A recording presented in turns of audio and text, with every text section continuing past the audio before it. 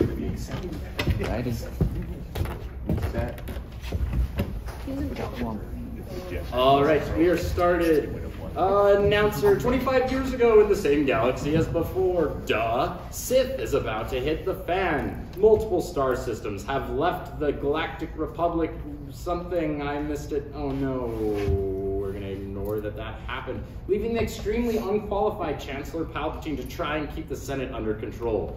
Clearly, he hasn't been doing a very good job since Senator Pandia Amidala has just survived another assassination attempt while on her way to an important Senate meeting or whatever senators do. Really, who gives a Sith about the politics in these, am I right? With the galaxy nearing a civil war and the loss of former Master Count ROKU, the Jedi Council find it more difficult to maintain peace and order than ever. As a last-ditch effort to prove their worth, they send their most popular members, Master Wan-Obi Kenobi and his apprentice, Mannequin Skywalker, on a mission to protect the Senator. But that may have been their biggest mistake yet.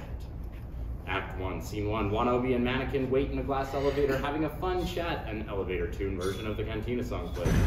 And she said the negotiations were short. The two share a big laugh. Classic. Mannequin wipes a tear from his eye. Oh man, that one kills. Yeah, she was a good woman. The Jedi simultaneously cross their hearts in prayer. Wan-Obi hums along with the music as Mannequin checks his reflection in the glass. He turns back to Wan-Obi. Is there anything in my teeth? Mannequin bares his teeth and Wan-Obi checks for imperfections. No, you're good. Not sure why you're concerned. This is just a security job. Finally, a chance to take it easy after these past few weeks. I'm the chosen one, Master. I have to look as good as possible if I'm going to be around Pandia again. Mannequin, it's been 10 years. I'm sure she won't even recognize you. That's my point. First impressions are everything. I can't just show up looking like a sand person. I'd be more concerned with smelling like Mon Calamari, my friend. Mannequin smells his robes and gags. Man, remind me to never go on a mission with Captain Akbar ever again. The smell's impossible to get out. Mannequin takes off his robe and throws it in the trash. Wan-Obi pulls an expensive-looking bottle of cologne out of his pocket and hands it to his stinky apprentice. This might be helpful. Whoa, Kyber Klein's Forest Moon Pines? Yes, much more tolerable than that Axe body spray you're so fond of. Master, this stuff costs like 1,000 credits at least. How did you manage this? Let's just say I drive a hard bargain. Wan-Obi waves his hand, implying a good old Jedi mind trick, a tricky scoundrel. Mannequin gives himself a couple of sprays and tries to hand the bottle back to his master. It's yours, my friend. Happy 21st Life Day. Wow, thank you, Master. But I've been meaning to tell you it's birthday, not Life Day. Oh, really? Then what's Life Day? Life Day is more like Christmas or something like that. That's strange. It would have made much more sense being a substitute for birthday rather than... Yeah, but it's also really offensive to say that in most cultures, so let's drop it, okay? The elevator door dings open. Mannequin gives himself a couple more sprays of cologne before getting out. In her living room, Pandia paces back and forth with anxiety. She rants at her current bodyguard, Captain TYPO. Those robe-wearing, nerve-heading bottom lickers have no idea how dangerous it is just leaving me here this long. Whoa, I hope we aren't those robe-wearing, nerve-hurting bottom lickers you're referring to. Master Kenobi, oh sorry. No, go ahead. Master Kenobi, you know I'd only shower your superiors with such high regard.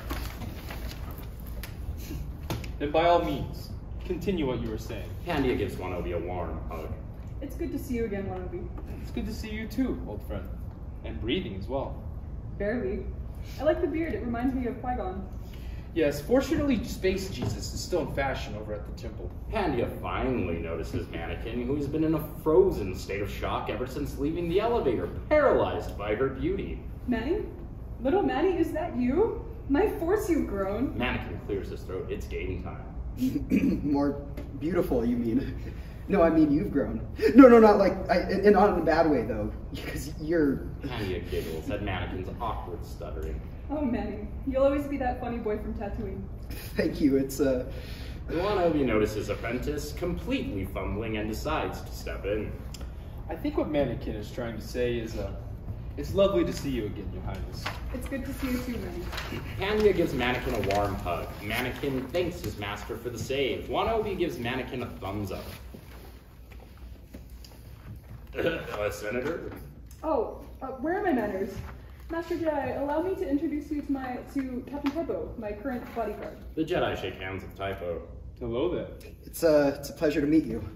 The pleasure is all mine. I hope you don't mind my saying, but I'm a big fan. Your victory over the Battle of Naboo is what inspired me to become a pilot, Master Skywalker. Really? Dude, that's awesome. That's, yeah, that was tough. Wan-Obi doesn't recognize this awkwardly stuttering side of Mannequin. He decides to step back in. Wingman time. He mostly speaks to Pandia. Oh, come on, Mannequin. That was just pod racing. My friend Mannequin here has grown up to become a very powerful Jedi. In fact, I wouldn't be here today if he wasn't there to save my neck in that, nest of Gundams. Wait a minute, Life Day explains everything. Thank you, Master. You're too kind. You're being modest, Master Skywalker. Really, you are a hero. I like you, TYPO. You're much more fun than that Panica. Pandia and TYPO give Wan-Obi a confused look. Who? You know the bodyguard before you? Oh, Master Kenobi, Captain Panica died 10 years ago. Oh my. Well, I'm sure you've been doing a fine job after all this time. It's my first day, sir. And you've been doing a great job. Captain, could you gather my bags for the trip? No problem, my lady. TYPO rushes off hastily toward Pandia's room. Pandia waits for him to get away. He isn't gonna last a week. I've been going through bodyguards and body doubles like it's going out of style. That's why I asked for you two personally. That makes sense. Our plot armor tends to keep us and everyone around us pretty much undamaged. Your what? Plot armor? Protective, luxurious, opaque titanium armor? Very few Jedi have. Where'd you guys get that? I got it from Master Soda, Mannequin got it from me. Would have been nice for Qui-Gon to have had some of that. I got it after Qui-Gon passed. Oh, sorry. Anyway, I gotta get off Coruscant. I was thinking of going to Naboo. Pandia hesitates, remembering Naboo is exactly where Wan-Obi's former master died. She continues on awkwardly. Since, that's where I'm from. And the Royal Guard is excellent there, so with you guys plus them, I'm confident we'll be safe. So we're going to Naboo? Like your house? My parents' house, actually. The Royal Temple. That sounds excellent, Pandia. When do you plan on departing? As soon as possible. That reminds me, I'm gonna go pack up my toiletries. Just make yourselves at home, I'll be right back. Pandia exits on the opposite side of her bedroom. Mannequin sighs in exasperation and releases the tension in his shoulders. Dude, what the force? I know, man. Naboo? That's kind of where I witnessed the death of my master. Don't you think it was a little inconsiderate? What? Who cares about that? Dude, I was totally off my game back there. Oh, right. Yeah, you were stumbling all over yourself back there. Are you feeling alright? Was it that Mon Calamari comment? No, it was being around Pandia again. Seeing her made me feel like a kid. Getting a chance to hang out with her was always my dream, dude. Now I don't even know how to talk around her. Well, I'm sure you'll have plenty of time to hang out on Naboo. At her parents' house? Dude, that's disrespectful. Besides, Pandia's different. I'm gonna have to play my cards differently if I want to get to tier 15 with her. Whoa, whoa, whoa, whoa, whoa, whoa. Tier 15. Yeah? Mannequin, you never go to tier 15. Why not? It's against the Jedi Code. Wan-Obi looks around as if that answers everything. Mannequin stares at his friend, baffled. Wan-Obi finally notices his apprentice's confusion. What? You're forcing with me, right? Why would I be forcing with you? You never taught me that. They teach it to you first thing at the temple. Don't pay attention at temple. What? Master, I want you to try spending 6 hours listening to Master Soda lecture in a warm, cozy room. Sleep is very intoxicating in there. My force, Mannequin. You're telling me you've tried going to tier 15 before? Come on, way past try, Master. When? Dude, we'll be here all day. We'll be here all night. Wan-Obi groans, exasperated. Tell me you at least use the helmet. Of course I use a helmet. I don't want space TVs. Well, at least there's that. This doesn't make any sense, dude. You've been my wingman for years. I thought you were playing hard to get, like the rest of us. I'm sorry. I didn't know what happened between you and Satine back on Mandalore was playing hard to get. Alright. Point taken. This will be fun. Just as long as the council doesn't find out about this. Come on, I mean, you haven't found out till now. I'm sure they're not finding out anytime soon. That may be true, Mannequin. But this isn't a light matter. I usually say it's okay to break the little rules as long as you follow the big ones. And you've broken the big one. This shocks Mannequin to his core. We're gonna need to stick together, and we can... An explosion and a Wilhelm scream is heard coming from Pandia's room. The Jedi ignite their lightsabers, and Pandia runs in from the bathroom. What was that? The bomber's still here. Come on. Wan-Obi jumps off toward the explosion. Pandia gasps. With the Force? He just jumped out the window. Is he crazy? No, this is just another Tuesday for us. We'll be right back. Wait, you can't leave me. I need protection. Mannequin jumps after his master before Pandia can finish his protesting. Jedi always thinking with their lightsabers. Lights out, end of scene. Scene 2. Inside a local Greedo's cantina, a mysterious figure wearing a Ephesian helmet and a purple shirt, our attempted assassin, enters and blends in with a crowd of aliens watching sports on TV. Wan-Obi and Mannequin enter after him, barely missing him. A techno version of the cantina song plays. He ran in here. Did you get a good look at him? Yeah, he's wearing a Ubician helmet and a purple shirt. Good. Then we should split up. Give ourselves more ground. Right. And no funny business. Right. No funny business. That reminds me. I had no funny business, man. I understand that, but this whole no go into tier 15 nonsense still doesn't make sense to me. Doesn't Master CON-HEDI MUNDI have like 10 wives? Yes, but he's an exception. The Koreans are going extinct. He's one of the last males of his species. Amongst the crowd, the assassin gives his helmet and a few credits to a drunk man, also wearing a purple, who is clearly losing a bet. The assassin leaves the cantina. Okay, that makes sense, but you're telling me that baby thing at the temple isn't Master Soda and Yaddles? Because I see their species all over the place. The crowd cheers loudly, so Mannequin naming Master Soda's species goes unheard. Are a heavily populated species. Don't speak of the child, Mannequin. We could get sued. Now, before our assassin has a chance to escape. Stupid rule. The kids won't follow that one. You're not supposed to have kids! The Mannequin sighs and walks into the crowd. Wan-Obi walks up to the bar and orders a drink. A sketchy-looking alien walks up to him. Hey, wanna buy some death sticks? Wan-Obi waves his hand in a Jedi mind trick. You don't want to sell me death sticks. Mind trick. I don't want to sell you death sticks. You're gonna leave your stash on the table and go home. I want to leave my stash on the table and go home. On command, the sketchy alien leaves all his death sticks on the table and leaves the cantina. Wan-Obi grabs all the death sticks and puts them in his pockets. Angrily. I'm gonna kick your bottom, man. Found him! Mannequin walks up to Wan-Obi with the drunk man in handcuffs. Oh, good. Now let's get out of here before we make a show of ourselves. Let me go, pig. I know my rights. I was born here, man. Wan-Obi takes the drunk man away and heads for the exit. Mannequin tries to follow, but is stopped by a fangirl. Oh my Force, you're Mannequin Skywalker! Sorry, Miss Jedi Business. Can I have your autograph? Anything for Mannequin! Fat. Sorry. The Mannequin walks away without giving the fangirl an autograph. Outside of the cantina, Wan-Obi and Mannequin interrogate the drunk man. Y'all can't detain me like this. You ain't reading my rights. You have the right to remain... All right, man. I confess. I've been dodging the IRS for months. What? We're not from the IRS, dude. We're the Jedi that were chasing you down for 10 minutes. Oh, man.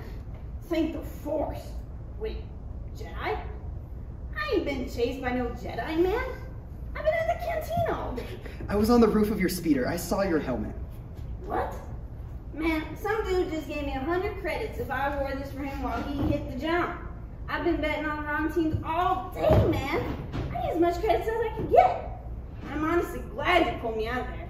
You guys really saved my bottom. The drunk man gasps and grabs his throat and falls over, dead. What happened? Wan-Obi inspects the body and finds a poison dart. Poison dart. Not like one I've ever seen before. And a name tag? So, we win? I don't think so, my young apprentice. I'll call the council and see if they have any ideas. Wan-Obi pulls out his trademark flip phone and calls the Jedi Council.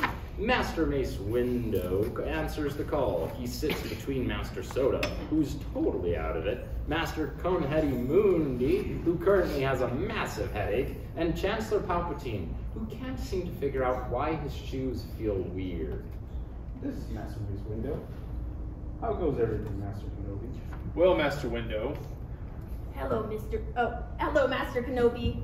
Hey, young Skywalker. Hey, Chancellor Palpatine. Are we still on for TFI Fridays this week in Mannequin? Yeah, if we finish this job in time, for sure. TFI Fridays? I love that place. I invited you to join us. I didn't know you guys were going to TFI Fridays, otherwise I would have said yes. Master Kenobi. Right, sorry. Well, Sith has really hit the fan, Master. Senator Amidala's headquarters has been bombed. We pursued the assassin right after, but we believe we've lost him. You believe? We followed him into Greedo's cantina and detained a suspect. He was hammered, but had a decent alibi. However, he just got shot with a poison dart. And you're sure this wasn't the assassin? I'm pretty sure. All I found on him was his name tag. And quite frankly, I don't think our dead friend Fred would really have any reason to lie to us. Yeah, we saved him from his crippling gambling addiction. Until he was murdered shortly after. Wan-Obi and Mannequin simultaneously crossed their hearts in prayer. This is very unusual. I think the assassin just gave us a slip-up, Chancellor. I don't know. Something seems odd. What do you think, Master? Can you please stop him? Master, you're not going. I'm sorry. My head is killing me. I gotta get out of here. CON-HEDI MUNDI exits in a haste. Window turns his attention to Master Soda. Well, what about you, Master Soda? What? Look, check this out. What if the guy who was shot was the bomber, right? And he was hired by another assassin to kill the senator. And the first assassin killed your guy when y'all caught him? I don't think it's that complicated, Master Soda. I'm just saying what I'm hearing, man. I think our best course of action is to look further into Master Soda. It's settled then. Master Kenobi, you shall track down and arrest this missing assassin of ours. Young Skywalker, you are to continue protecting Senator Amidala. Stay at her side at all times, no matter what. Wan-Obi and Mannequin begin to protest, trying to flip the arrangement. Wait, where's the senator? Back at the headquarters? Why? Her headquarters? The one which just got bombed by the assassin you two just lost? Wan-Obi and Mannequin turn to each other in realization. Oh, force! The phone call ends as Wan-Obi and Mannequin run off to save the senator again. Lights out. End of scene. Scene 3. Mannequin, Wan-Obi, Misspell enter a space train station. Mannequin holds his and Pandia's luggage. I'm still so sorry for leaving you behind like that, Pandia. I don't know what came over me. It's alright, Mannequin. It was only yesterday. Water under the bridge. It'll be even more under the bridge once I find out where our assassin went. It still feels wrong splitting up 2 different missions. It's usually us versus the galaxy. Oh, come on, Mannequin. It still is. We just have a different task to do in order to complete the overall objective. Yeah, I guess you're right. It'll be okay. Naboo is a wonderful planet. It's a beautiful planet. We should go to the movies. We could go to the movies, have a picnic at a park, and go to the fair on the beach. You won't even know Wan-Obi isn't even there. Right. Are you sure that's a good idea, Pandia? You're still in danger. It'll be fine. Lieutenant Misspell here is heading back to my headquarters to watch over my new body double, Natalie. Right. Oh, that's me. Oh, okay, sorry, dude. Oh my god. Right. That reminds me, Lieutenant. Will you keep an eye on the senator while I speak with my apprentice? That's my job, isn't it? How are you feeling? Conflicted, man. She gets my midichlorians going. Mannequin, you can't keep up this behavior. I know, but did you hear her back there? All those fun romantic activities, just me and her. She even smells so pretty. Dude, that's weird. Don't say that. Sorry, Master. I just really like her, and not in a shallow way either. Mannequin, I get it. It's a wonderful feeling, especially when you're young. But you have to understand, it's against the Jedi Code. I understand that, Master. Mannequin, promise me that you'll put your feelings aside. Do as the Senator says, and follow the Jedi Code. I'll try my best. Wan-Obi places a hand on Mannequin's shoulder. Knowing you, your best is all we need. Thank you. I'm really sorry, Master, for everything. No. I'm sorry, my young apprentice. The Jedi go back to Pandia and Misspell, who are looking at photos in Misspell's wallet. This is Martha. She's a sweetheart, great at cooking. And this is Stuart. He went to prison back in '04, but he cleaned up his act and learned how to bake with a famous rapper. You must be so proud. I really am. Sorry to leave you two waiting. We were discussing important Jedi business. That's okay. Our space train has just arrived. Well then, I guess you two must be off. It was lovely seeing you again, Senator. It was good to see you too, old friend. Wan-Obi and Pandia share a friendly hug. Tell Natalie I said good luck, Lieutenant, and give my love to your family for me. Sure thing, my lady. Pandia and Miss Bell bow to each other.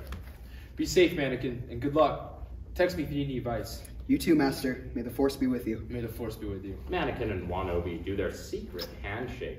Pandia smiles at Mannequin.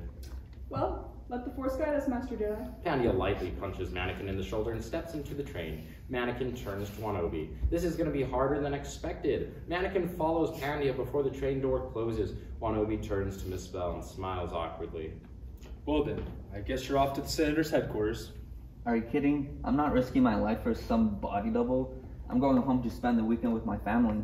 Miss Bell walks away, grumbling something about typical Jedi. Wan-Obi crosses his arms. I feel bad for his kids. That guy's a real diet iced Coca-Cola. Wan-Obi exits. Aboard the space train, Mannequin and Pandia sit at a table. Mannequin goes into his luggage and pulls out a giant book, The Jedi Path.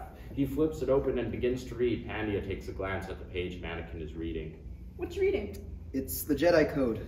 Basically the Jedi's handbook. Oh, nice. Read it to me. Okay. In its classical form as transcribed Homonyx Rectonia during the early Mandaron period, the code consists of 5 core precepts. There's no emotion, there's peace. This principle guides all. Pandia begins to snore playfully. Mannequin begins to chuckle. Okay, imagine Master Soda reading this to you. Snoresville 101. I can't believe they still let him teach. I think the council just feels bad for him. No one's seen him wield a lightsaber in hundreds of years, and he can barely walk without that cane. They just kind of let him do whatever he wants. He's like a cute grandpa. Exactly. So is Wan-Obi making you study while he's away? No, he isn't that strict, thank Force, but I might as well get in touch with the Force while I'm here. You're really dedicated to the Jedi Code, aren't you? Not as much as I should be. You know what I think? What's that? I think you're doing your best considering the position you've been thrusted into. Thank you, but I've been making a lot of mistakes for a while now. I can't help but feel like a failure. Pandia places a hand on Mannequin's shoulder. Manny, you're not a droid. Mistakes don't make you a failure, they make you human. Mannequin and Pandia share a smile. Mannequin clears his throat. Are we sure it's a good idea riding a space train with this giant target on your back? Of course! When has a terrorist ever targeted public transportation? Lights out, end of Act 1. Act 2A, Scene 4. Pandia and Mannequin walk up to the front door of the Royal Palace. Pandia stops. Alright, Mannequin, brace yourself.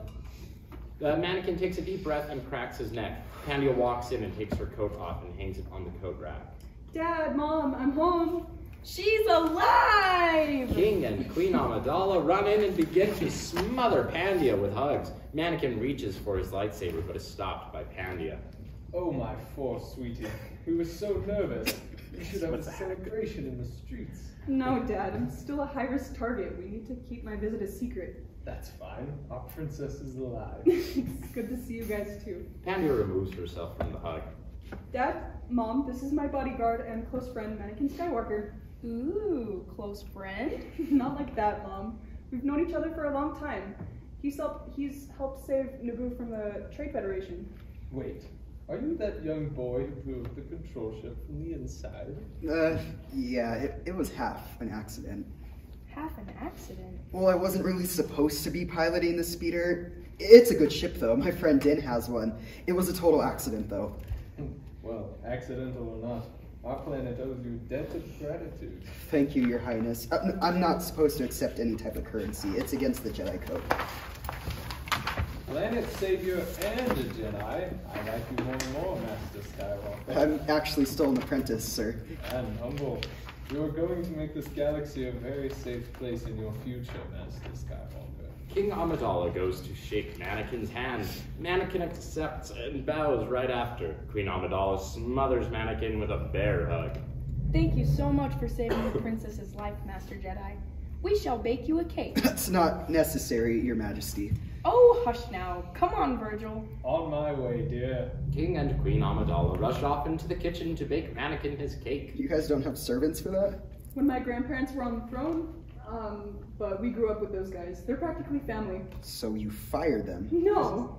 They live in our penthouses around the neighborhood and they share the family royalties. Seriously? Yeah, Naboo is a very generous planet. I've never realized how greedy the rest of the galaxy is until I became a senator. That's pretty cool. Yeah, it's nice. Prince Bail Amidala enters from his room holding a game controller. Mom, We're out of AAA batteries, and I'm in the middle of a super important Call of Wookiee match. She's in the kitchen, Bale. Bale turns to Pandia and gives her a disappointed look. You're alive? There goes my walking closet. Keep on trying, little boy. I'm literally like 40 feet taller than you. You'll always be a little boy in my eyes. It's good to see you. Bale gives Pandia a side hug and a few pats. Mannequin, this is my big little brother. Bale, this is Mannequin, my bodyguard. It's a pleasure to meet you, Your Highness. Mannequin bows. Bale looks at Mannequin. This is your bodyguard? Yeah? Bale scoffs. Yeah, right. Bale walks off to the kitchen. Hard to believe that's your brother. Yep, that's Bale for you. He was super spoiled before his mom married my dad. Oh, so he's your brother-in-law. We don't really believe in that. My mom stepped in and took really good care of us. They're family, regardless of blood. Mannequin is moved by her way of thinking. She seems to grow more beautiful, even through words. Mannequin clears his throat, throwing those thoughts out of his head. I thought you were the Queen of Naboo. Oh, of course no. I was only acting as queen because my parents were on their honeymoon. Oh, jeez. Yeah, explains why the Trade Federation attacked, huh? Yeah, I always wondered why they trusted the responsibilities of a hierarchy to an 11-year-old. Yeah, that was Palpatine's idea.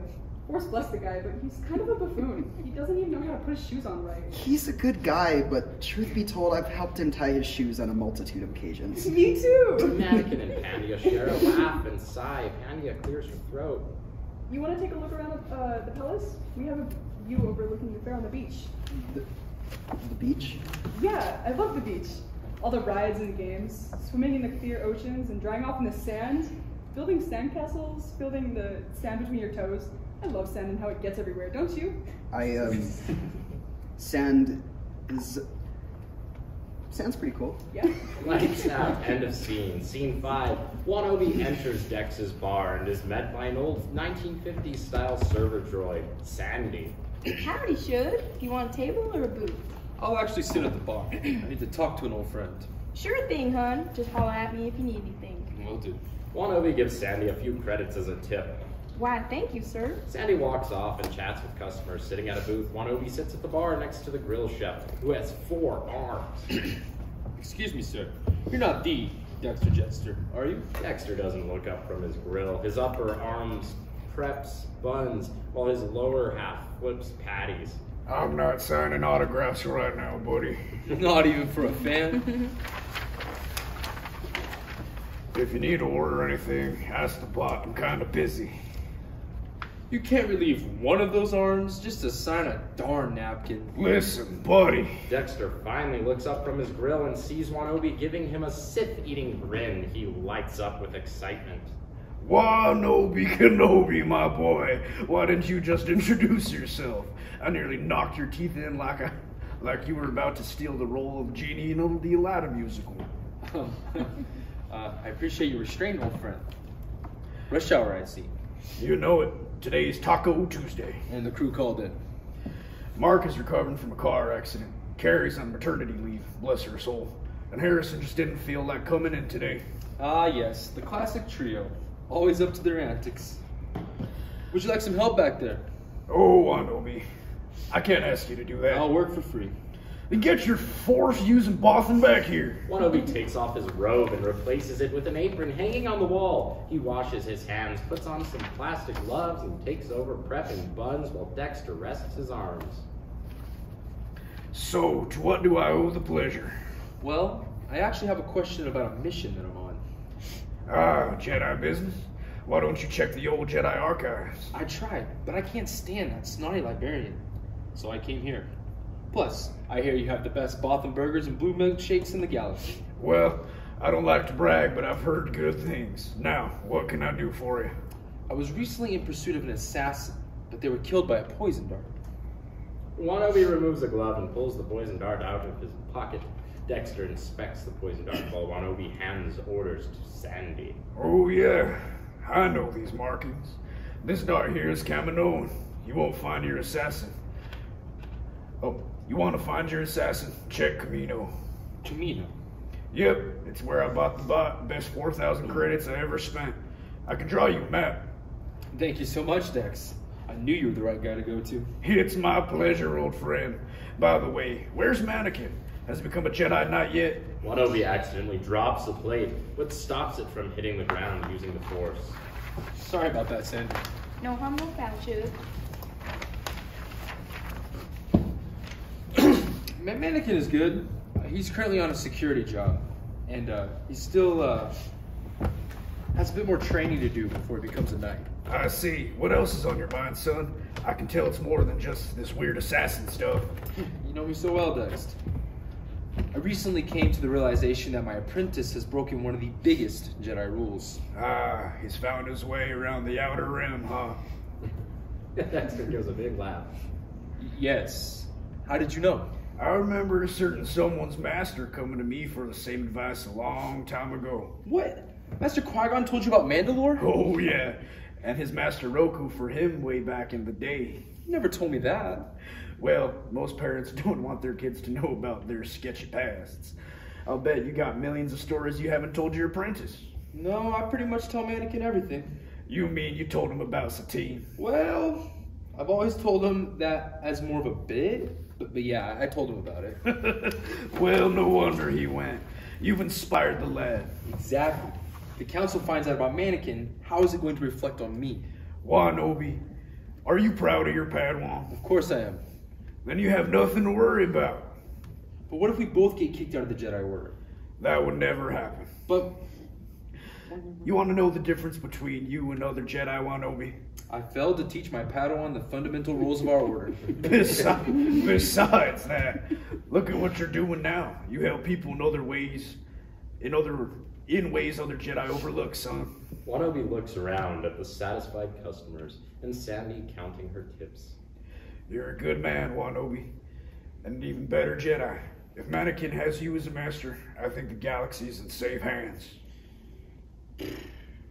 Thank you, Dex. I really needed to hear that. No problem, son. Now pick up the pace, my arms are getting sore. Wan-Obi starts to pick up the pace, lights out, end of scene, scene 6. Pandia stands at the counter, peeling space potatoes as Queen Amidala prepares the dinner table. I prefer Norse mythology. The Greeks and Romans are essentially the same thing, but Norse mythology has gods like Loki, Thor, and Freya. They're such interesting characters, and Queen Amidala notices how Pandia is peeling the potatoes. Pandia Amidala takes the potato peeler away from her. Sweetheart, be careful. You'll cut yourself. Let me handle it. I'm fine, Mom. How about you mash and I peel? But I've always peeled the space potatoes. It's tradition. I know. I'm sorry. Queen Amidala nervously hands the peeler back to Pandia. Anyway, in Greek mythology, there are separate goddesses that ruled over certain things, like Aphrodite being the goddess of love and Athena being the goddess of war, right? Right. Well, in Norse mythology, the gods and goddesses rule over a lot of stuff. Like Freya is the goddess of both. The bell enters from the back door. The sound of the door slamming scares the queen, who then grabs Pandia in a bear hug. Take me instead. I'd rather take some lemonade. Belle grabs 3 glasses of lemonade and heads back outside. Okay, sweetie. Until the boys' dinner is almost ready. Okay. The door closes and scares the queen again. Mom, I'm the one being hunted, remember? I know. How could you be so nonchalant about it? I haven't been able to sit still for a week. Jeez, Mom. It's okay. The Jedi will handle everything. That's reassuring. Trust me, Mom. Mannequin will take great care of me. You saw the way he caught my vomit before it hit my face on the Sidewinder. You're right. He wasn't even grossed out. He's the most mature person I've ever met. King Amidala, Mannequin, and Bale all enter. The king is holding a football. That's one heck of an arm you got, man. Thanks, Your Highness. He cheated. He was totally using the Force. Was not. Was too. Nuh-uh. Nuh-uh. You're just in time, boys. Supper is ready. What about the mashed potatoes? Honestly, honey, I just didn't know what to do with my hands. Everyone sits at the dinner table as Mannequin offers to serve the food. That's not necessary, Mannequin. Please, I insist. Mannequin begins to serve everyone. So, how did you like the fair, Mannequin? It was fun, actually. I mean, I've been on rides a lot scarier than those, but at least I wasn't on the brink of death. You still were. Just not voluntarily. Sorry. If he paid for it, it's voluntary. Okay, you were just jumping at the opportunity to die. But you still could have died. Someone died on one of those before? Unfortunately. Young Lucas Ford. You guys missed the remembrance ceremony. That's my favorite part. That's awful. Yeah, we had to shut down my favorite ride. So sorry. Which one? The next snapper. The sound of the ride's name sends a shiver down to Mannequin's back. How'd you pass? King Amidala shakes his head in grief. Tripped and bumped his head before he got on the ride. Oh, so then why did you shut the ride down? If poor little Lucas couldn't experience it, then neither should we. The Amidala family simultaneously cross their hearts in prayer. May he rest in peace. Indeed. So, what's it like being a Jedi, Mannequin? Please, just call me Manny. It's a lot of fun. I spent a few years training at the academy with the other younglings before I officially became Master Kenobi's Padawan. Master Kenobi. Wan-Obi Kenobi. He also helped save us from the Trade Federation. He's looking for whoever's trying to kill me. Do you trust him to find him? Of course. What about you, Master Jedi? Your Highness, I would trust my master with my life. I'd give up an arm and my legs for that man. Good. I'm so happy our princess has been trusted with the best of the best. Oh yeah. Master Kenobi and I have been through a lot of crazy stuff, and we've made it out unscathed each time. Just the other day, we jumped out of a bombed building and made it out alive. Oh really? What building? Slips my mind. But the point is, Pandia is in good hands. I'll make sure your daughter's okay. It must give your mother a heart attack hearing about all of that. My who? Your mother? Oh, my mom. No, I actually haven't seen her in a long time. How long? About 10 years? 10 years? Yeah, The mannequin shifts his eyes to Pandia for a second. The Jedi Code doesn't allow attachment. There is no emotion, there is only peace. So, you can't get into a relationship or get married? Basically. That's too bad. I'm sure you miss your home. No, not even a little. Where do you come from? Tatooine, a wretched hive of scum and villainy. Oh, come now. It can't be that bad. Right. What did you do back on Tatooine? I was a slave. King and Queen Amidala both take a spit take. A slave? Yeah, I was forced to work in an auto shop, and my mom ran a local cantina with my Aunt B. Arthur. Auntie B? I never met her. She was off making some movie called MAME. Wait, like Golden Girls be Arthur? No, she was in MAME. Okay. What's up? So, did I find you and take you in as a child and make you believe in their values? And now you serve under a master? Yeah? Isn't that the same thing as slavery? Bail Amidala! It's okay, Your Majesty. No bail. Being a Padawan is nothing like being a slave. Then what's the difference? The difference is... Mannequin pauses. He can't think of any differences. Peace in our time. But I do miss my mom a lot, actually. Being around you guys reminds me of her, you know? Let's go see her then. What? Let's go see your mom. Pandia, I can't. It's against the Jedi way. You're my bodyguard, right? I guess so, Then but... we're going to Tatooine to visit your mom. Pandia, you don't understand. If the Jedi Council found out... If you want the Jedi Council, if you want to tell the Jedi Council you did your job, then you'll come with me. Maybe we can be excused. It's not like I can stop you. Just be safe, okay, Panda Bear? Sure thing, Papa Bear. Come on, Manny. I'll have AMR2 start the mission. Pandia walks away before Mannequin can protest. But... It was lovely meeting you all. May the Force be with you. Mannequin follows Pandia. King Amidala turns to Bail. Put you 50 credits, he makes the first move. There's no way. You got a deal. Bail and King Amidala shake hands, lights out, end of Act 2A intermission. The Wan-Obi enters the blindingly white Kaminoan cloning facility. He's greeted by a Kaminoan cloner. Hello there. Hello. Welcome to the... How did I say? Kaminoan? Kaminoan cloning facility.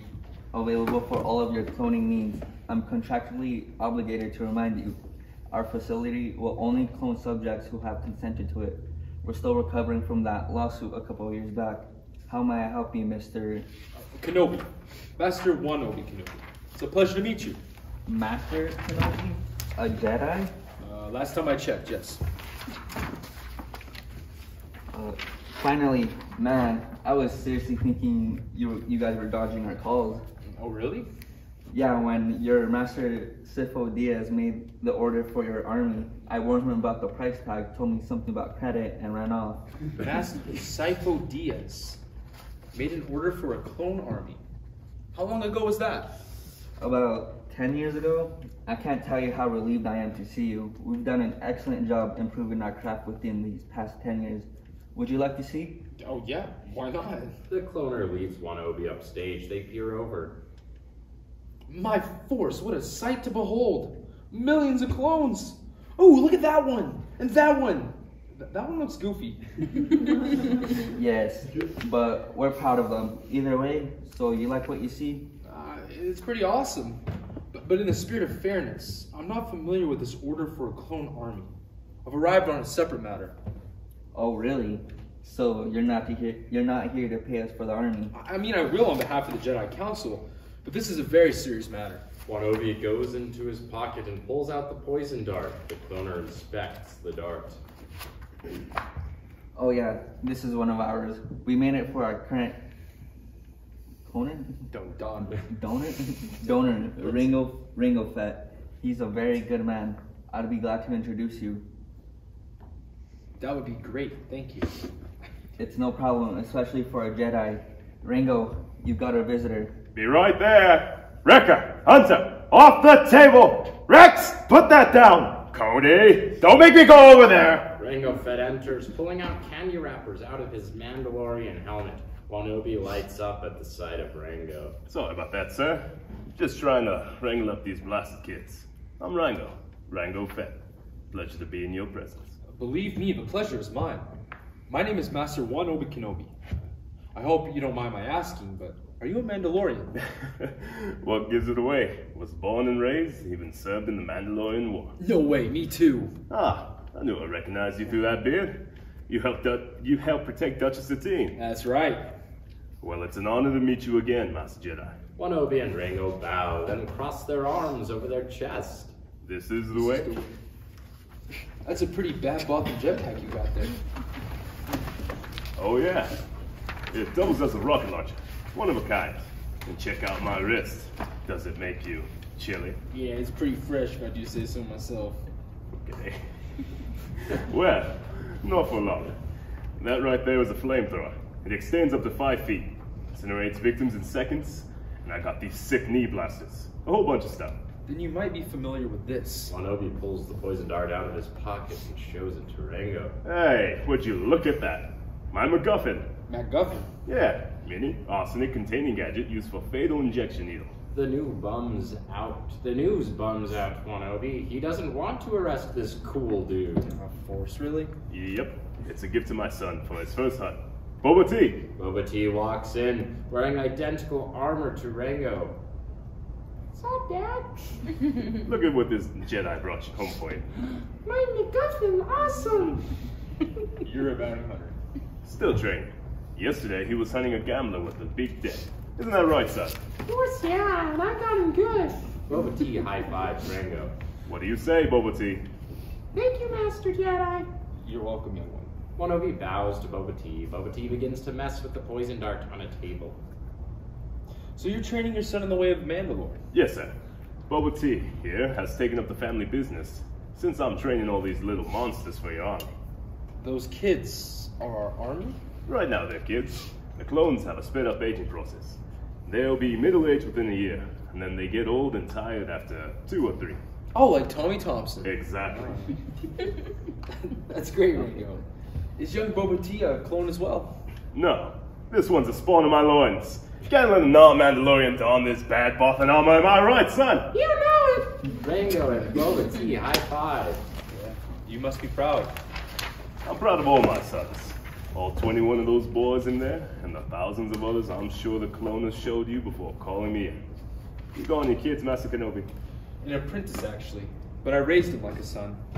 I'm not sure if I'm doing a good job, as good of a job as you are, though. It's the kids, man, not me. Especially teaching them everything I know. But he's always teaching me at the same time.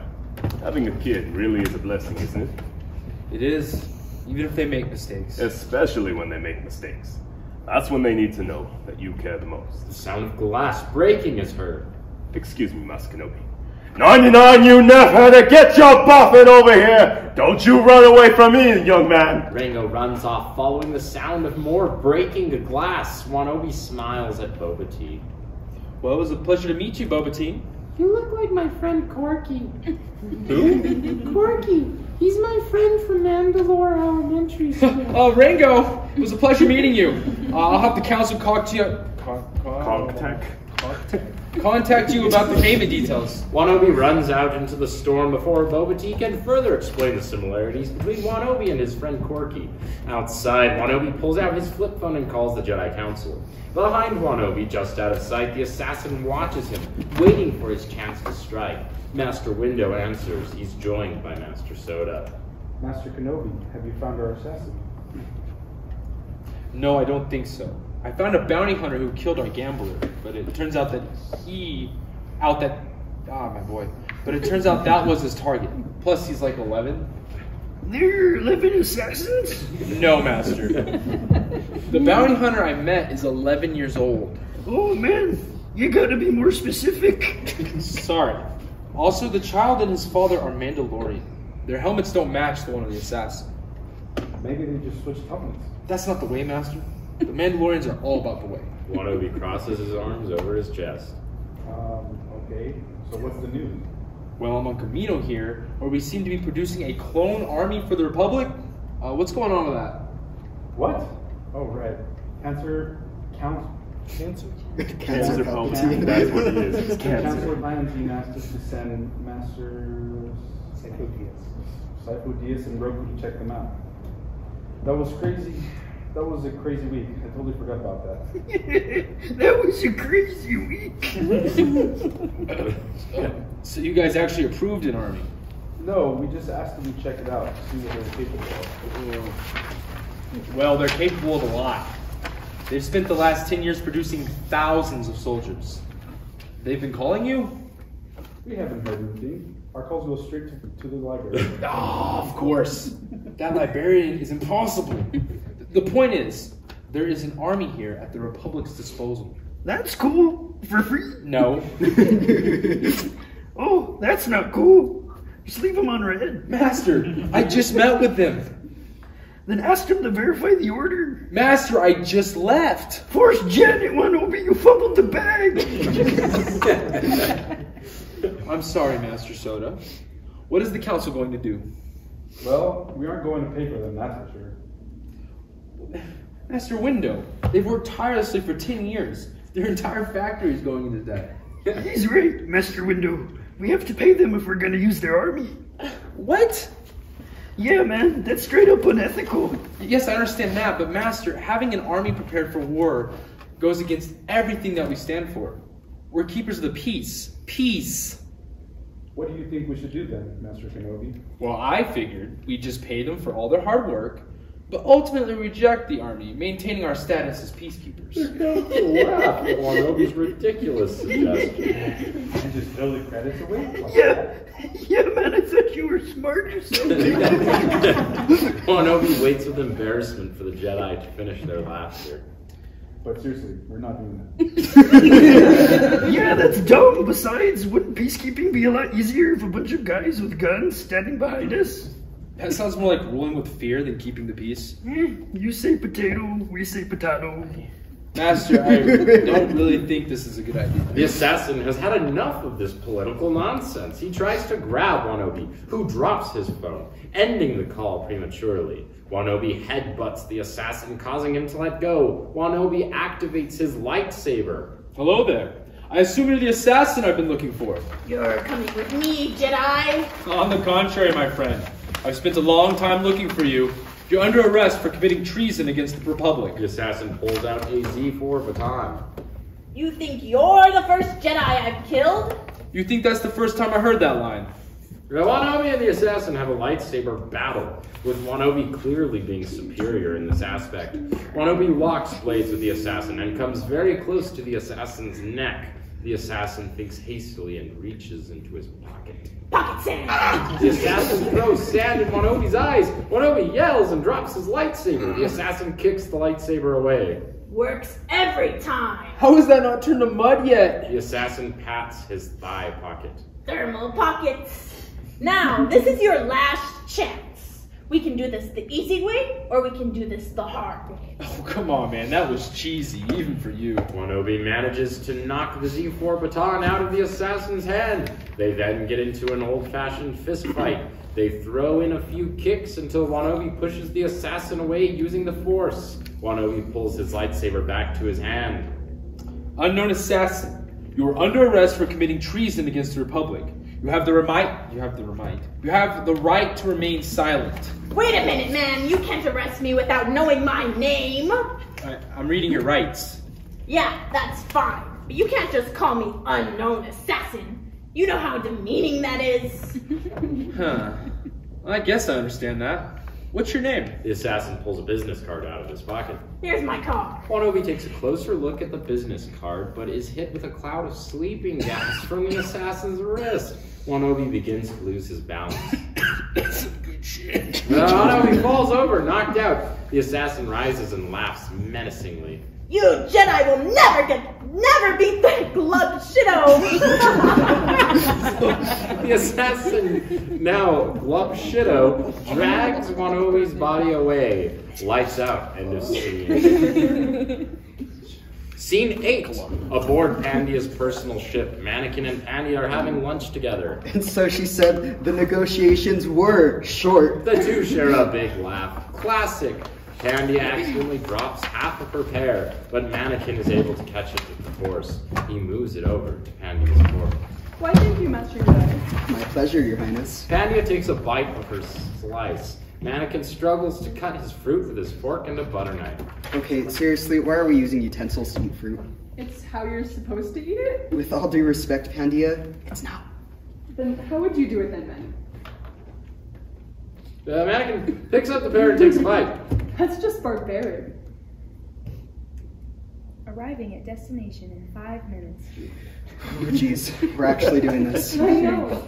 You must be so excited to see your mom again. Yeah, truth be told, I'm excited. I'm just worried about what would happen if the Jedi found out. Oh, come on, Manny. You can't actually be that dogmatic in your beliefs. I'm really not, but that's why I have to obey the big rules. But not seeing your family ever again, not being able to fall in love, that just doesn't seem right to me. How are you supposed to maintain peace if you haven't experienced true love? Hey, I've experienced true love. My mom thinks I'm awesome. I'm sure she does. Honestly, though, it does feel great. No, I'm gonna step off this ship and see my mom after so long. I haven't felt this excited since. Mannequin cuts himself off remembering the Jedi Code. Come on, you can't do that. Do what? Just stop abruptly like that. You gotta tell me. It's not important. I'll tell the Jedi about us coming here if you don't tell me. You wouldn't. Try me. I just haven't been this excited to see someone since the other day. In the elevator, going up to your palace. Aw, you were excited to see me? Yeah, I mean, you're a great friend. An amazing one, even. I've had a lot of fun with you all those years ago. I had fun then, too. I'm having a lot of fun now. I'm really glad you were the one who was assigned to protect me. I am, too. Mannequin and Pandia share a smile. Arrived at your destination. Mannequin moves away from the table in a haste. Pandia gathers their plates. Mannequin stares nervously at the ship's bay. All right, Manny, the moment of truth. How are you feeling? Like I'm breaking the law. Some rules are meant to be broken. Aren't you a senator? Shut up. Pandia pushes Mannequin playfully. The ship door opens. Mannequin and Pandia are greeted by Morocco and Peru Laura. Who the force are you? Afternoon, folks. My name is Mannequin Skywalker, Jedi apprentice, and this is Senator Pandia Amidala. Mannequin? Holy bantha dodo. How do you do, my dude? It's been forever. I'm sorry, do I know you? It's me, Morocco, from slave school. Oh, Morocco! Hey, man, I'm sorry, I didn't recognize you. You've grown. And look at you, big shot Jedi. Morocco, not right now. Sorry, you're right. Mannequin, this is my girlfriend, Peru. Hi, I've heard a lot about you. Mannequin looks awkwardly at Morocco. Really? Oh, I'm not the one talking about you. That's all Shmi. You know my mom? Yeah, man, we live here. Your mom married my dad. What? How? I introduced them to each other 7 years ago, and they've been married for 4. How do you know my mom? I'm your Aunt B's cousin's stepdaughter. Small world. Welcome to Tatooine, Senator. So, to what do we owe this pleasure? We're here to see my mother. Oh, really? A decade's worth of missed calls and now you're ready to see her? Morocco, stop. You know it's not his fault. Yeah, he's my bodyguard. I just wanted to pay Shmi a visit. I haven't seen her in a long time either. So you did get our messages. You're here to support the cause? There's an awkward beat of silence. Pandia has no idea what Morocco is talking about. Typical politicians. Morocco! I'm sorry, Peru, but force. I'm sorry about him, guys. Our family has been making an effort to abolish slavery on Tatooine for years. We've been hoping for the Republic to step in and help out. We figured since Mannequin grew up a slave, the Jedi might interfere. But I guess you guys missed our calls. You guys formed a rebel alliance? Basically, and we've been getting a lot of backers. But a few weeks ago, Shmi and Cario went off towards the Dune Sea to try to get the support of some of the hermits out there. But we haven't seen them since. Wait, the Dune Sea? You mean by the Tusken Raider villages. And you haven't gone to find them? We aren't big shot Jedi, Mannequin. We can't just run up into places with blasters blazing. Mannequin force pushes Morocco away in a fit of rage. Excuse me, ladies. Manny, where are you going? I'm gonna save my mom and that Bontham Licker's dad. No offense, Peru. None taken. I'm going with you. No, it's too dangerous out there. You're safer here. I'll be back. Mannequin takes Morocco's speeder bike and rides off. Peru looks at Pandia's outfit. I love your dress. Thank you so much. I love your makeup. What foundation do you use? I don't remember the name, but here, I'll show you my palettes. Pandia and Peru walk into the hut. Dim lights up at the Tusken village. Mannequin cuts his way into a hut. He sees his mother, Shmi, sleeping soundly on a bed. Mannequin quietly wakes up Shmi. Mom. Is it dinner already? Mom, it's me. It's Manny. Shmi rubs the sleep out of her eyes and focuses on Mannequin's face. Manny? My little Manny? Could it be? Yeah, Mom, it's me. I'm gonna get you out of here, okay? First, we gotta find your husband, then... I've missed you so much. Look how big you've gotten. I've missed you too, Mom, but we don't have time to catch up right now. No, we don't. I'm so happy to see my little Jawa. It's good to see you too, Mom. I got married, Manny. I finally found one. You would have liked it. He was a good man, just like you. And you have to be nice to your new brother, okay? I will, Mom. I love you so much, my little man. I love you too, Mom, but you gotta stop talking like you weren't coming with me. Come on, we gotta go. Mannequin tries to pull Shmi, but she's like... Come on, let's go. I'm not leaving you again. Please, let's go. Mom? Mannequin shakes Shmi, but it's too late. Shmi has become one with the Force. Mannequin begins to hold his mother, sobbing. I'm sorry. I'm so sorry. A few Tusken villagers come into the room and notice Mannequin grieving his lost mother. A villager places a hand on Mannequin's shoulder, scaring the Force out of him. Mannequin pulls out his lightsaber and raises it in self-defense. Get back! Get away, you savages! The villagers make the Tusken yell in fear. They back away as Professor Tusken enters. We come in peace. Please put down your weapon. What have you done to my mother? We've been nursing her, Master Skywalker. Believe me, our village loved your mother and her husband. Mannequin puts his lightsaber away. What? It's true. We found them 20 twin moons ago, after a vicious Goro sand beast attack. Our toughest warriors managed to help get them out of there, but it was only a matter of time. Your father passed away 12 twin moons ago. Your mother was strong, however. She taught me your language and told us of her mission to free our planet. It was only a matter of time until she'd succumb to the wounds. Your mother was truly a wonderful and strong person. She really was. We're about to begin the services. Would you like to stay and pay your respects? Yeah, I'd like that very much. Mannequin puts on his hood. The other Tusken villagers give Mannequin items of mourning. The priest of Tusken yells in Tusken mournfully. The priest wants to know if you'd like to say a few words, Master Skywalker. Will anyone understand me? Grief is a universal language. All right. Mannequin walks over to the stand. My mother, Shmi Skywalker Lars, is the most amazing person I've ever known. Her strength has inspired myself and many others. I love you, Mom.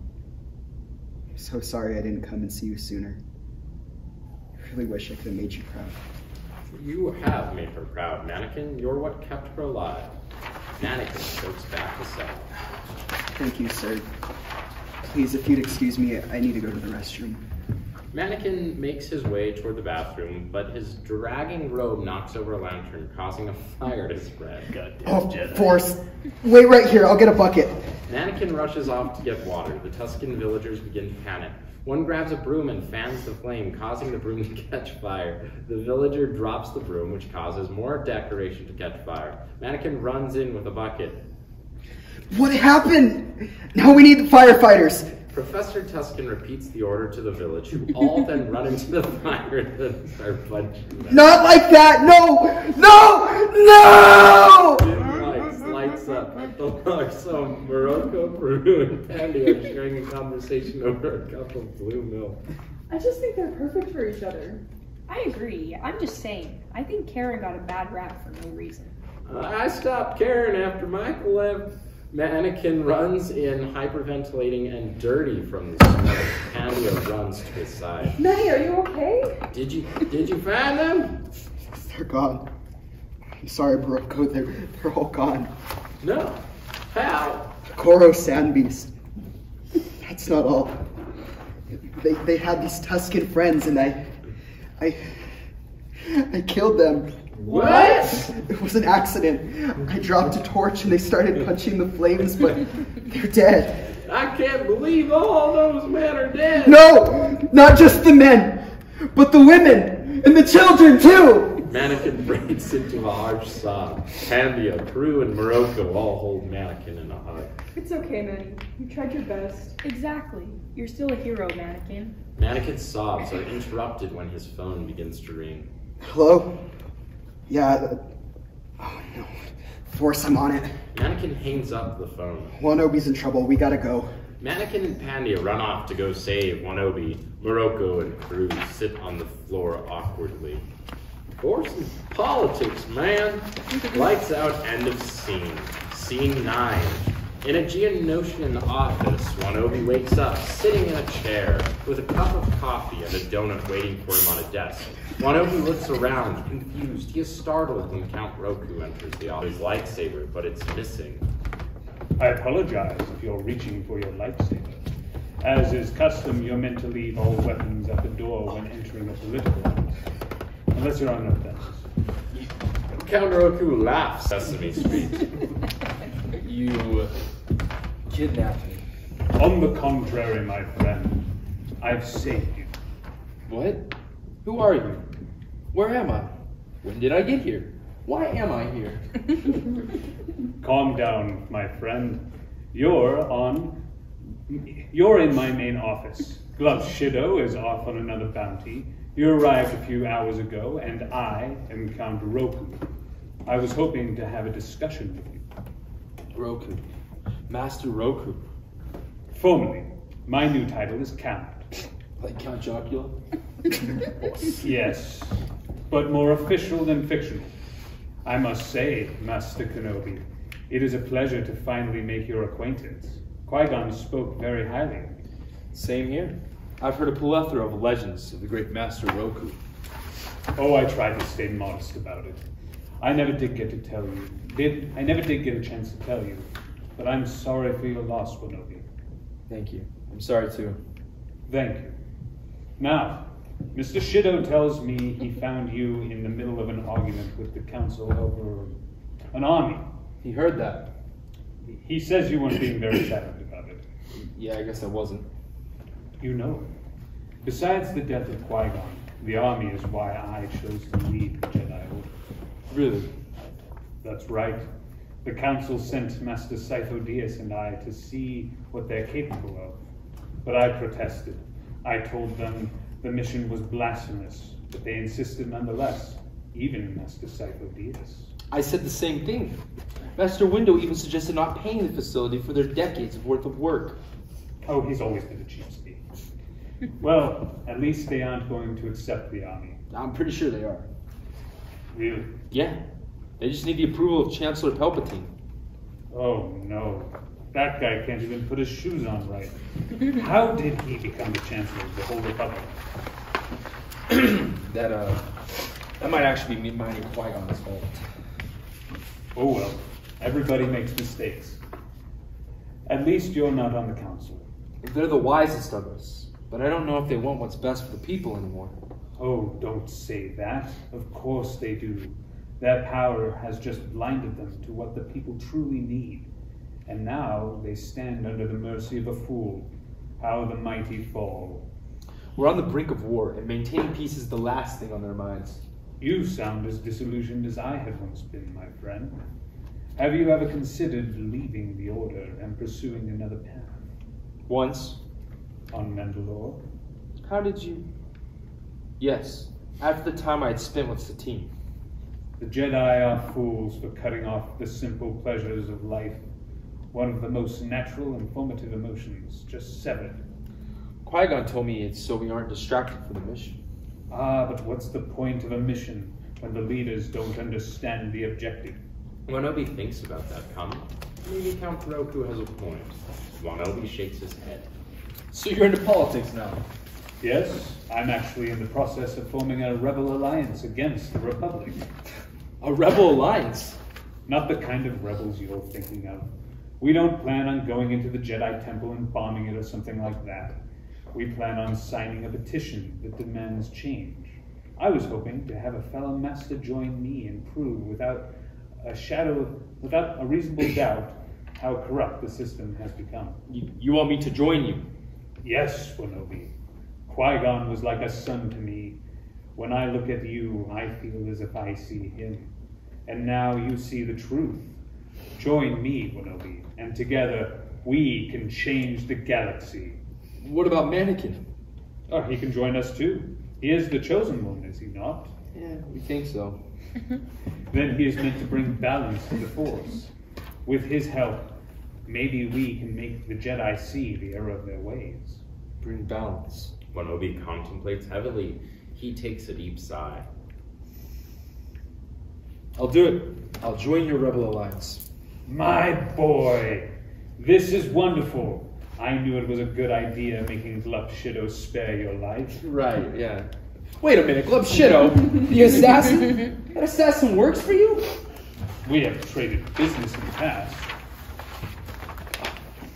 You're the one who's been trying to kill Senator Amidala. It's been you the whole time. Wan-Obi attempts to force push Count ROKU away, but is frozen in place. Young man, I'm a political idealist, not a murderer. And don't think because I no longer follow your dogmatic ways that I am not still one with the Force. You're the Sith Lord we've been looking for, aren't you? Not everything is so black and white, Wan-Obi. Now stop this foolishness. We have work to do. I'll never join you. Such a shame. Maybe I saw too much Qui-Gon in you. Nevertheless, you do know attempting to threaten a political figure is still a serious crime. Alert. Alert. Someone is attacking the base. Would you look at that? Mannequin Skywalker is attempting to break in. Looks like we have 2 Jedi prisoners. And who's accompanying him? Our dear Senator Amidala. This should be an interesting conversation. What? Mannequin, no! Count ROKU waves his hand over Wan-Obi's face, using the Force to knock him out. Count ROKU walks off to go deal with his intruders. Lights out, end of Act 2B. Act 3, Scene 10. In the Bay of Gladiator Arena, Pandia prepares Mannequin with a sword and shield. I'm so sorry, Mannequin. It's not your fault. You know us Jedi, always thinking with our lightsabers, right? You're right, but we wouldn't be in this mess if we weren't. Hey, if it weren't for you, I wouldn't have had one of the best weekends of my life. I wouldn't have gone to the state fair. I wouldn't have overcome my sand phobia. Sand phobia? And I never would have seen my mother again. But you had to witness her death. And what about the Tusken village? And now this? I never My mother and the Tuskens will always live on in my heart. And this is another Friday for me. I feel bad for whoever's waiting for me on the other side.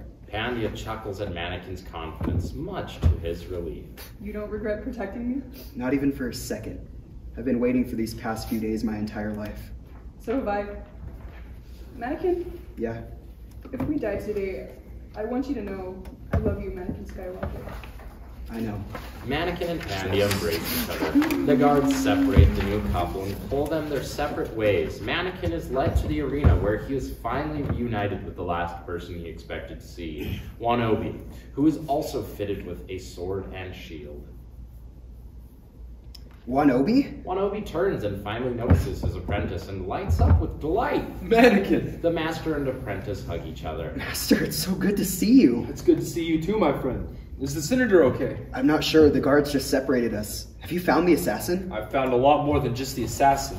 We have a lot to catch up on. Yeah, we really do. Among the crowds above the Jedi, Count ROKU sits next to a leader of Geonosis. Ladies and gentlemen, welcome back to Monday Night Raw! May I introduce our special guest, Count ROKU? The crowd cheers as Count ROKU stands and waves. Force, I hope Pandia's okay. And another special guest, Senator Pandia Amidala. On the opposite side of the crowd, Pandia stands and waves. She's holding a bouquet of flowers, a slushie, and is wearing a big crown.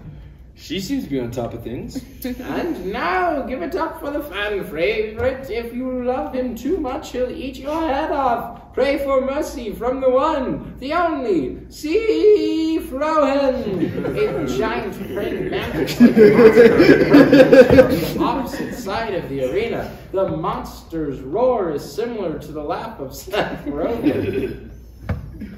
My force, that roar is so obnoxious. Kinda sounds like Fat Albert. Wan-Obi laughs, his natural laugh. Talk about an obnoxious roar. Mannequin readies his sword. Alright, Master. You ready to add another monster to our kill count? Call me James A. Janice, cause let's get to the kills. The crowd cheers as Wan-Obi and Mannequin get ready to attack until Count ROKU stands up and raises his arms. Wait! The cheers die.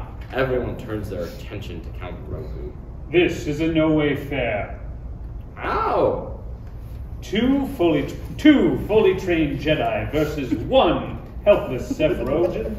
The monster roars obnoxiously. It's totally unfair. The beast doesn't stand a chance. We took their lightsabers away and gave them dual swords. Trust me, sir.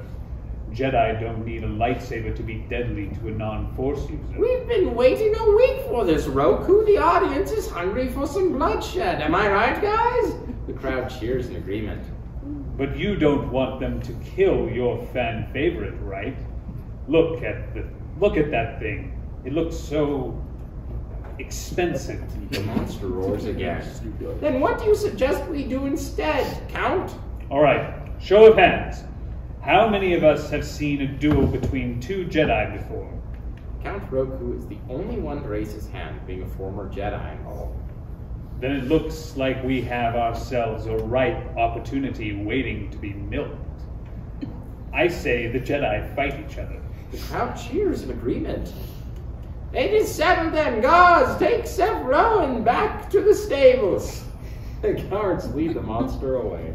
I can't fight him. He's like a brother to me. I could kill him. Mannequin turn to each other baffled. Whoa, you can kill me? Of course. No offense, Master, but I'm the chosen one. My powers are double yours. Ah, Mannequin. I taught you everything you know. You wouldn't stand a chance. Yeah, right. What? Chancellor Palpatine says I'm one of the best swordsmen in the whole Jedi Order. What would he know about sword fighting? I don't know. You want to force around and find out? Mannequin raises his sword. Wan-Obi raises his sword over his head. In the classic Obi-Wan stance. Your move. Mannequin prepares to strike until a familiar voice is heard. Fall in. Mace Windu and CON-HEDI MUNDI storm the arena and ready their lightsabers. CON-HEDI MUNDI hands Wan-Obi and Mannequin some spare lightsabers. Don't worry, guys. We're here to save you. Good timing. I almost killed this guy. Whoa! Good thing we made it then. Looks like we have them outnumbered. Battle droids, fall in. A group of battle droids enter and surround the four Jedi. Maybe you spoke too soon, Master. Nope. Wait until you see what's coming next. Charge! Just in time, RANGO, FETT, BOBA, FETT, and the clone army arrive, blaster blazing. Windu and CON-HEDI MUNDI run off to fight with the rest of the clone army. RANGO, yeah. Hey, Master Kenobi. Hope you don't mind my family coming in for a visit. The more the merrier. Rango, this is my apprentice, Mannequin. It's a pleasure, sir. Now, I just shoot the droids or what? Them, and we may have a Sith Lord on the battlefield soon. Sith Lord? That doesn't sound very hygienic. Not that kind of Sith. Just don't kill people with blue or green lightsabers, okay? Sounds good to me. Come on, Bubba Tea. Let's get them, Dad! For the Republic! Rango and Bubba Tea run off and join the battle. Was that guy a Mandalorian? Yes, he was. It's awesome. Right? You know, I was thinking of putting some armor on top of our robes for like extra protection. What, really? Isn't that one of the biggest rules? Yeah. Mannequin stares at Wan-Obi in confusion. Lieutenant Misspell arrives, shooting his blaster. Misspell? I thought you were spending the weekend with your kids.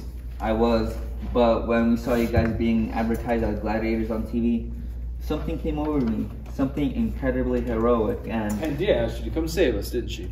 Yeah, then my kids told me to go, but I said no. Then they gave me this puppy dog look. That's just irresistible. That's great, Lieutenant. Thanks for helping out. Anything for my kids and the Republic, I guess. Misspell runs off to join the fight. It's nice knowing Pandia's got our back. Yes, plus he's a lieutenant of Naboo's Royal Guard. I'm sure he'll be good with... Well, I'm sure we'll... Explosion is heard along with the road on screen. No, I was just starting to like that guy. Oh man, that guy's poor family. A battle droid approaches the two Jedi with his blaster raised. Oh, Mannequin, watch out! Morocco, Peru, and Pandia shoot their blasters at the droid, destroying it. Morocco? Peru? Pandia? What the force are you doing here? We're here to help! Yeah, when we saw you guys being advertised as gladiators on TV, we knew we needed the help. Yeah, and in exchange, I'm going to make sure the Republic makes a deal with the Rebel Alliance to abolish... You called them to help and bribed them with an alliance, didn't you? What? Oh, no, I mean... It's what Shmi would have wanted. Right. Well, we're gonna tear some droids apart. Want to join, brother? Sure, just don't call me brother. We aren't there yet. Wan-Obi, Mannequin, and Morocco, you run off to join the battle. Boys, am I right? Right. Now, if you don't mind, I'm gonna go destroy some droids. Peru runs off, screaming and firing her blaster. Huh. I should readjust my prejudices. Pandia begins to blast droids away and holds her own. We'll save you, princess. Mom?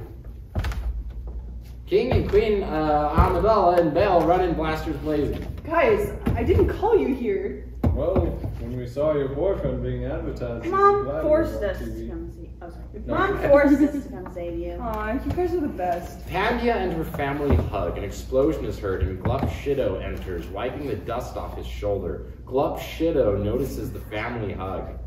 Senator Amidala, I thought I killed you yesterday. Natalie, no. No matter. Let's just get this job over with. Over our dead bodies, assassin. As king of the Naboo system, I hereby decree... Fine, I'll kill royalty if I have to. I'll find a buyer who will pay handsomely for your heads. Glup Shido unleashes his Z4 baton as the Amidalas raise their blasters. Get away from them, you slime ball. Rango steps in front of the Amidalas. I got this, Your Majesty. Get your family out of here. Thank you for your services, soldier. Of course, Your Majesty. This is the way. Rango crosses his arms over his chest. Right. Let's go, everybody. The Amidala family run off to join the battle. Well, Rango FETT. Glup Shido, I haven't seen you since the Battle of Urban Dictatores. Just for you to... Wait. Just for you to fight for the opposing side? How disappointing. You know me, Shido. Always looking for the highest paycheck. Now, you're messing with my family, so I'm gonna take you down. Glup Shido attacks Rango, but has his baton knocked out of his hands. They go hand to hand for a bit until Rango knocks Glup Shido on the ground. Glup Shido slowly gets up. You're weak for choosing the fake family over a life of bounty hunting. You will make your ancestors disappointed. You know nothing of our ancestors. What the? Boba T enters and kicks Glup Shido on the shin and blasts him in the head. Great job, son! the best! Rango and Boba T high five. Window enters in the middle of a fight with an IG-100 Magna Guard droid. Rango takes notice to Window's purple lightsaber. Purple. Wan-Obi never said anything about a purple lightsaber. Get him, Dad! Show that Sith Lord who's boss! Alright, son. Rango cracks his neck and knuckles. Good soldiers follow orders. Once Window finishes his fight, Rango starts blasting in his direction. Window blocks each blast. What are you doing, soldier? Stand down. Rango leads Window back with his blasts. Yeah, get him, Dad! Blast him! Boba T's cheers are interrupted by a Wilhelm scream and Rango's helmet landing at his feet. Boba T looks at his father's head in horror. Dad! Window runs to the opposite side of the arena, which scares the Sith out of Boba T. Boba T runs away in fear. Wan-Obi and Mannequin regroup. I think that's the last of the battle droids. It seems like it, but this is one of the main battle droid producing planets. There might be a lot more of them. Then we need to get off this planet as soon as possible. Not until we find Count ROKU and take him in for questioning. Count ROKU? Why? I believe he's the Sith Lord we've been looking for. What? A Jedi turning to the dark side, planning to rule the galaxy? That's impossible. Yeah, I have no doubt, Mannequin. I would know a Sith Lord when he stands right in front of me. Chancellor Palpatine waddles in.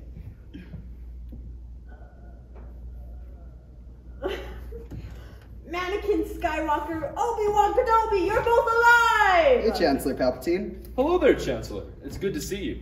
You too. Just wanted to wish you two a very big congratulations. Thanks to you, the Senator is safe at last. And now the Republic finally has a grand army to fall back on. The Republic owes you a great deal. Oh, come on, Chancellor. It's what we do. No, seriously, guys. The Chancellor won't ever be the same after this. I can assure you. And, young Mannequin, I don't know what happened between you and the Senator, but I haven't seen her this happy in a very long time. So thank you for that. Mannequin freezes up in shock. Wan-Obi jokingly shakes his head. It's, no problem, Chancellor. I just, Mannequin just has a way with people, you know? Oh, I'm sure. Well, I shall be off then. Keep up the good work, young Skywalker. You're on the path to become a very powerful Jedi. Thank you, sir. By the way, your shoes are on the wrong feet. Palpatine looks down at his mismatching shoes and laughs. I knew that fell off. Palpatine puts his shoes on right. He lifts up a leg. Do you mind? Mannequin sighs and begins to tie the Chancellor's shoe for him. Palpatine smiles at Wan-Obi, who then begins to tie his other shoe. The Jedi finish tying shoes and stand up. You two are truly the best of the best. Good luck with the rest of the mission. May the Force be with you. Palpatine leaves, feeling like a new man. Wan-Obi turns to Mannequin slyly. So, enjoy your weekend with Pandia. Master, I can explain. Ooh, there's no need, young one. You're a growing boy, and you're gonna do what feels right to you. Who am I to get in the way? But what about the Jedi Code? Honestly, Mannequin, I feel like I'm the only Jedi who knows what the code actually says at this point. So you wouldn't mind if Pandia and I... Who's Pandia? Now stop this foolishness. We got a job to do. Right. With the approval of his master, Mannequin finds a new burst of energy, ready to take on the galaxy. He runs up to a clone trooper. Trooper, you a pilot? Yes, sir. Let's get this bucket of bolts into the sky and catch us an old man. Yes, sir. Mannequin, Wan-Obi, and the clone trooper run off to go catch the missing Count ROKU. Lights out. End of scene 11. In a hangar bay, Count ROKU gathers his things, preparing for his escape. Wan-Obi and Mannequin run in with their lightsabers activated. You're not leaving yet, are you? Party just started. Boys, haven't you had enough fun playing with the battle droids? This isn't over until you turn yourself in. You're right, Master Kenobi. This is only the beginning. Count ROKU ignites his crimson blade and goes on to attack Mannequin, who has his guard down. Right on time, Wan-Obi deflects ROKU's blade and begins the duel. The three are locked in combat until ROKU reaches into his pocket. Pocket sand! ROKU throws his pocket sand at Mannequin. Ah, my phobia! Mannequin steps out of the fight to clean himself of the sand. Wan-Obi and ROKU continue their duel. Why did you have to be so foolish, Wan-Obi? We could have changed the galaxy. Only for the Sith to have taken over. I told you, I'm not the one you should be worried about. You're literally fighting me with a red lightsaber. Count Roku looks at his lightsaber blade awkwardly. What? Well, that's just a gross of a simplification. Wan-Obi strikes at Count Roku, but it's deflected. They spar longer until Count Roku cuts Wan-Obi on the side of his gut. Wan-Obi falls down, screaming from the pain. I'm sorry, Mr. Kenobi. Your potential was so promising. Count Roku raises his blade, ready for the kill. No! Mannequin jumps in and shields Wan-Obi from the strike. Haven't you learned your lesson, boy? I'm a slow learner. Mannequin and Count Roku have a heated battle, with Mannequin nearly coming out on top. Count Roku senses this and cuts a power cord connecting to the lights. Count Roku deactivates his lightsaber, leaving Mannequin in the dark, bathed in the blue light of his lightsaber. I sense great fear in you, Skywalker. Anger. If you used it, you may even overpower me. Don't listen to him, Mannequin. You don't know anything about me. I know you are meant to bring balance to the Force. Have you really thought about what that means, young Skywalker? It means getting rid of ugly old bags of dust like you. Count Roku tries to attack Mannequin from behind, but Mannequin manages to deflect the attack. They then fight, their clashing blades lighting the way. The breaker lights finally activate as they lock blades. Thousands of Jedi sitting comfortably in a temple, and 2 Sith picking at scraps. How balanced does that sound to you, Skywalker? I was never any good at math. Well, here's an equation for you. What does 1 lightsaber plus 1 Jedi equal? Count Roku cuts off Mannequin's right hand and pushes him away. 1 lost arm and 2 Jedi ready to die. Not quite yet, my old friend. Master Soda enters the hangar bay. Master Soda? What a surprise. Oh, Force. You're so forced. Disappointed I am, Roku. Thought this is what would come of you. I did not. What? What? Why are you talking like that? Like what? All weird and backwards. I was? Yeah. You were. Dang, sorry guys. I'm zooted right now. But seriously, Roku, you're gonna have to come with me. I seriously doubt that. Count Roku tries to force push Master Soda away, but is met with resistance. Count Roku puts both arms up, using all of his might, but can't push Master Soda away. Count Roku stops before he bursts his fan. Much to learn you still have. Enough of this. Count Roku pulls out his lightsaber and charges for an attack. Master Soda unleashes his own lightsaber and fights surprisingly well for a 900-year-old man. This is impossible. No one's seen you fight in hundreds of years. Yoga and Pilates, man. It'll do wonders for your back. Count Roku attempts to slash at his former master, but Master Soda does a neat little spin and flip away from the attack. And a little Zumba on the side. Master Soda and Count Roku continue their duel. Count Roku is noticeably drained from all that combat. It's truly a pleasure to see you in action again, my master. I haven't seen you fight like this since we were on your home planet, Earth. What? Earth, dude? I'm not from Earth. What? Really? Yeah, man. You made me think I was from there. I don't know. I thought we had met before on Earth. I thought you were part frog.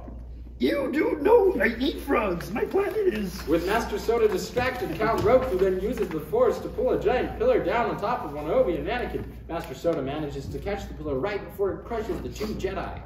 Catch me if you can, sucker! Count Roku takes this opportunity to make a run for it. Master Soda pushes the pillar away and takes a heavy sigh. Wan-Obi and Mannequin help each other to their feet. Master Soda, that was incredible. I had no idea you could fight like that. Hey man, just because I'm always kicking it doesn't mean I can't throw down. I'm just choosing not to. Yeah, that was a really cool display of your abilities, but can we talk later, you know, preferably after we figure out my whole hand situation? Right, or left. Sorry about that, Mannequin. A gunship should be parked on the outside. The medical bay is down the hall to the right. You'll know which one it is for you if you look at your hand. Master Soda stops himself. Hands are a sensitive subject at the moment. Thank you, Masters. No, Mannequin, thank you. We owe you a great deal of gratitude. Wan-Obi and Mannequin bow to each other. Mannequin walks off to the gunship's medical bay. Well, we may have lost ROKU for now, but at least we won the other battles, right, Master?